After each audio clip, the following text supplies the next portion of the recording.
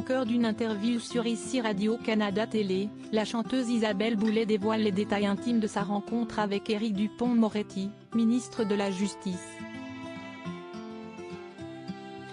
L'amour peut naître d'une simple chanson dans une voiture. Une romance digne d'un livre d'amour. Isabelle Boulay, habituellement réservée sur sa vie amoureuse, a récemment décidé de partager en interview son histoire fascinante avec Éric Dupond-Moretti. CST dans son passage chez Tout le monde en parle qu'elle a dévoilé leur rencontre, qui fut orchestrée par des amis, bien qu'elle assure que leur intention à eux n'était pas de les voir ensemble. Et pourtant, cela s'est passé à Paris, lors d'un événement dédié à Michel Delpech. J'ai des amis au téléphone qui me demandent si je connaissais Éric Dupond-Moretti. Ils m'ont dit qu'il était monté dans sa voiture et que c'était un disque de moi qui jouait dedans.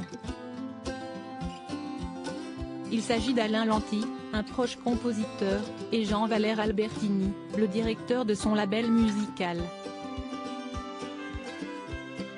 Ils insistent pour qu'ils se rencontrent, évoquant le charisme et la grande personnalité d'Éric Dupond-Moretti. CST un grand homme, tout ça.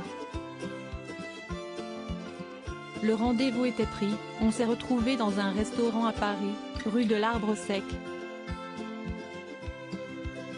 CST là que tout a changé, quand leurs regards se sont croisés.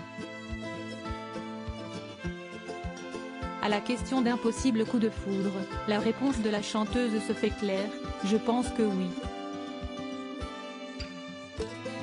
L'anecdote mémorable d'Isabelle Boulay. La soirée a ensuite été marquée par un événement, gravé dans la mémoire d'Isabelle Boulay. Il était déjà dehors et moi j'ai pensé qu'il m'attendait. Mais en fait, il était juste allé fumer une cigarette. Je suis arrivée au même moment.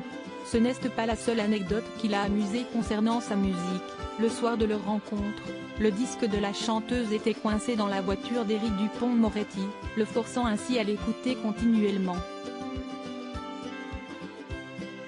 De quoi créer une ambiance hilarante. Malgré cela, le coup de foudre a eu lieu.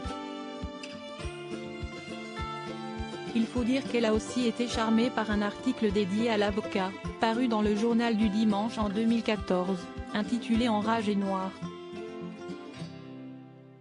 Elle était touchée par son histoire, et ce portrait a sans doute joué un rôle déterminant dans le rapprochement des deux cœurs.